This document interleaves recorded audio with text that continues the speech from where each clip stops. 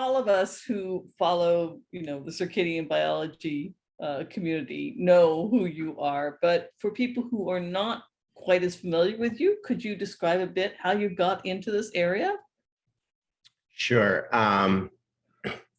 So I trained in metabolism in biochemistry and had a joint degree, MD, PhD, and I was in Chicago. I was at the University of Chicago in a group doing using genetic approaches to understand the cell and molecular mechanisms regulating insulin, physiology in a sense, essentially really cellular biology, but in the context of a biomedical question.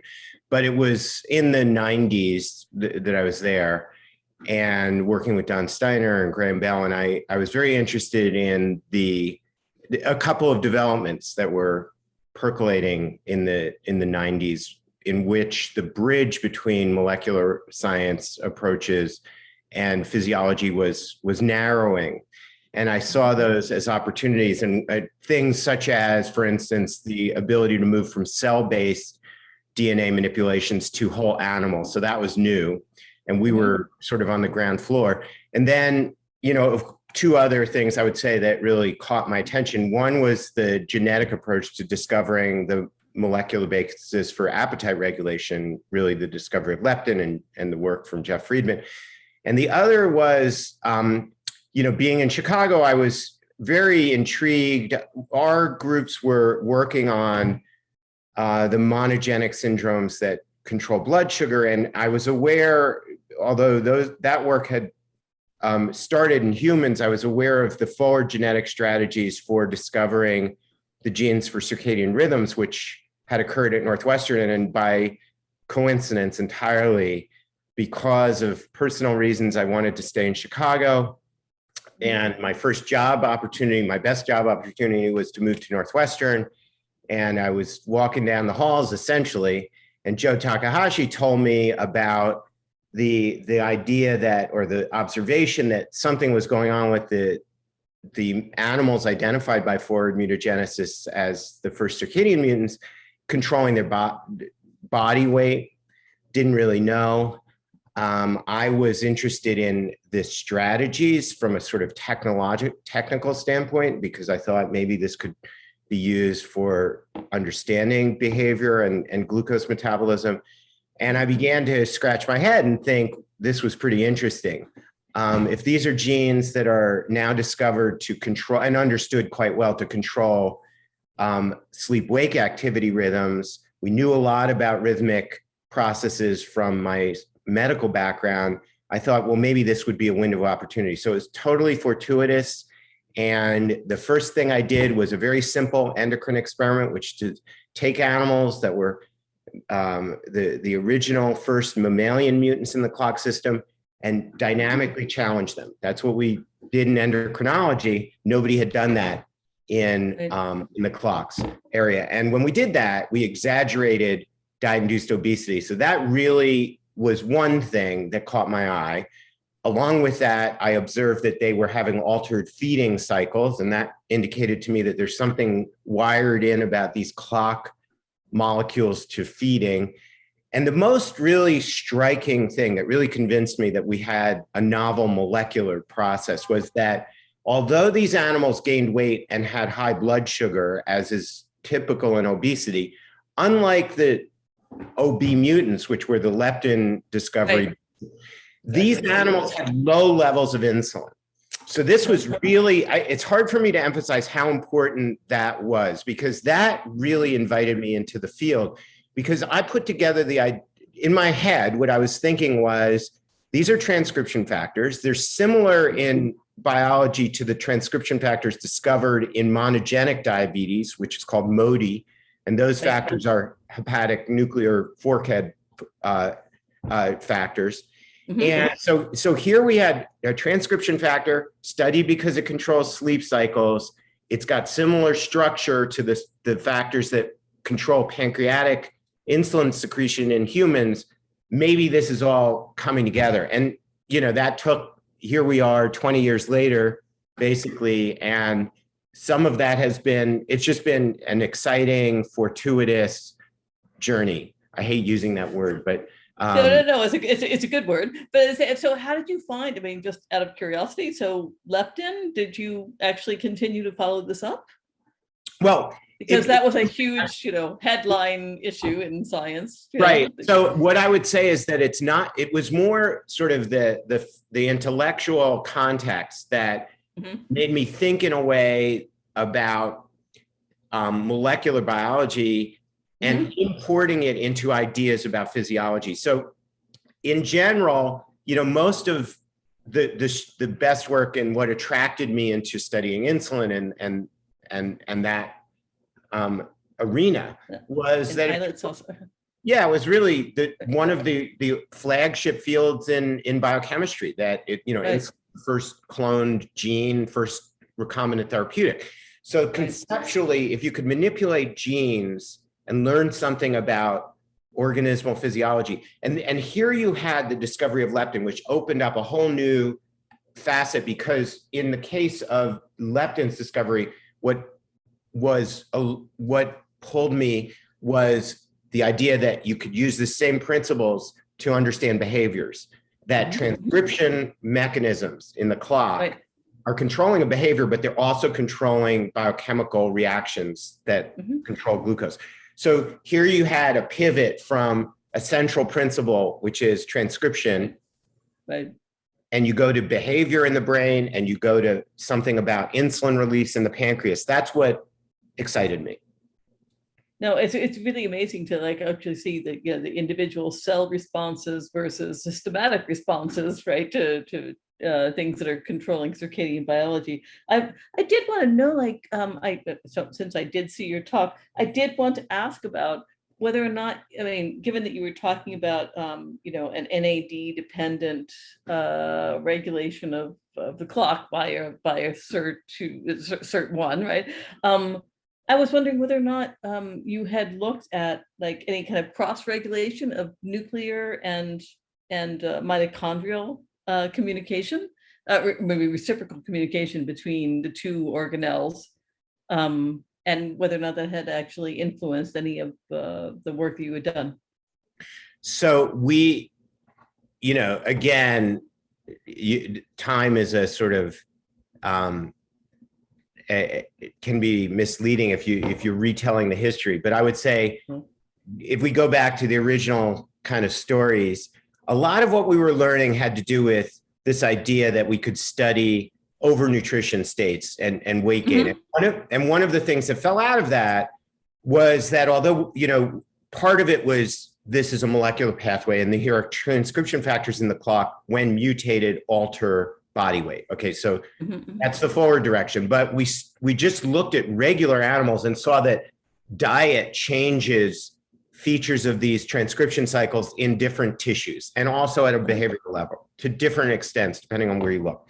So that brought us into the search for the reciprocal pathways through which metabolic state of the organism, as you're asking, mitochondria, respiration, or the nutrient environment and metabolites that change according to nutrient environment may feed back to the clock. Now, until really relatively recently, we've been primarily focused on the overnutrition context. Now, in the history of the NAD ideas, there are many people who've contributed, but just to make a short summary, we would say NAD turned out to be one of the strongly transcriptionally controlled factors in cells that may link circadian cycles to metabolism, that broadly speaking. So is there a connection between the metabolic activity of different organs with the NAD levels? Well, I guess there would be, but just including for circadian rhythm. Yeah. So again, this is evolving science. So I can give you one part of that. And it's a controversial area. So it's very interesting. so NAD. We and others, Uli Schibler, Paolo Sasson-Corsi, others, showed that, Uli and Paolo had the first idea that the NAD-dependent deacetylase SIRT1 Right. really associates with the clock. Recently, Uli's group and recently ours actually identified a mechanism through which SIRT1 controls the clock, which has to do with the acetylation state of the period protein. And that controls its stability and its nucleocytoplasmic transport. So NAD is working through SIRT1, probably through other mechanisms too, but this is one, to feed signals about nutrient state. Now, nutrient state, is influenced by mitochondrial respiration cycles, many different pathways. So in that sense, and we've looked at this interplay between clock cycles and respiration in mitochondria in the past, and there is such a connection. But more recently, and what we're interested in now is this idea that NAD may change, for instance, during aging. It's clear that NAD declines, but NAD is consumed during cells undergoing genotoxic stress. NAD is very dynamically regulated. It's consumed because the PARPs, which are DNA repair enzymes, also. So under conditions where NAD is low, we found, for instance, in older animals, it's a correlation, but there's a relationship between the decay, so-called, of circadian amplitude in sleep-wake rhythms and NAD levels. And if we boost NAD with a supplement, with a precursor that's independent and bypasses the clock biosynthetic input into NAD, we can show restoration of old age rhythms. And this is work from Dan Levine, a graduate student. We can also show restoration of oxidative rhythms and effects on the core mechanisms of acetylation and stability. So, but back to the SIRT and nutrient story, a lot of interest has to do with not only that NAD declines with age, but that the sirtuins are modulating aspects that we recognize or have been labeled as aging. For instance, the oxidative transcription cycles in cells and so forth. So now what we're interested in is if you clamp the system to the opposite direction, instead of giving high fat, but you withdraw food and put it in a low energy state, how does the sensing through NAD and SIRT1 influence circadian cycles? Is there senescence of the circadian system that protects the organism and is involved in about energy conservation under conditions where calorie is restricted? And we think that's the case. We're pursuing that and studying that. And have you seen any kind of, I guess going back to something from the 1990s, have you seen any differences in ribosomal RNA? It's like, this was originally Lenny Guarenti's, right? Yeah. Okay. So, so we see that NAD strongly regulates, if we just use genomic approaches, we see that gene sets involved in RNA biogenesis, ribosomal RNA synthesis. I'm sorry, my phone. No problem at all. And 1 second, let me. Yeah, of course. Okay, so we see that RNA. So just try to tie it back in. Yeah, sorry. So RNA is influenced, and interestingly, NAD in the cell is highly concentrated in nucleolus. So there's clearly a role in RNA processing. And in fact, we know that the clock system itself is tied to splicing of RNAs. This is influenced by clock cycles, and in the beta cell, it influences insulin secretion. You mean splicing of actually the ribosomal precursor? Not so much ribosomal RNAs, but splicing of protein coding RNAs. But the RNA, I think the story on ribosomal RNA is fascinating. NAD is used as a cap in bacterial RNA. There's also evidence for that in mammalian systems. I think there is sort of some conservation of that chemistry in eukaryotes and mammals. Yeah. No, it sounds really, really, really interesting for this. But I mean, for everything you were showing, here at the meeting has been fantastic to look at, like, in fact, like NAD, its role as the SIRT1 cofactor, right? No, that's been fantastic. But it also, to me, just opened up a lot more questions, about how metabolism is actually regulating all of these. And all of these aspects. And no, I appreciated it very much. So yeah, it was a really fantastic window. Thank you very much. Well, thank you. And, it's been, the Cold Spring Harbor is such a exceptional place, for fostering interactions, creating a culture, creating publishing opportunities, and it's really a jewel. And I miss the opportunity to actually be there in person. I look forward to, I hope to be able to be there again. I know. Hopefully next year, be able to do an this. incredible place, and I think I feel very lucky and fortunate, both in this field and the things, the people and friends I've had who have guided and been key, and in places like Cold Spring Harbor. I mean, interacting with Terry for one, teens in development, and then in the meeting, She's great. Yeah. And David and you and everybody. No, it's been fantastic. I can't wait until we can actually see each other again. Maybe by the end of this year, I hope. but we've all been missing each other. So yeah. I want to just sort of close with one maybe comment, which is that all of us are lucky to be here and have our health. And one of the aspects in the meeting, which was really important to me, was the memory of those we've lost, and Paolo among them. I know, yeah, that was very shocking, and I was really, really happy to see the memorial to him. Yeah, I'm very, very sorry that he's gone.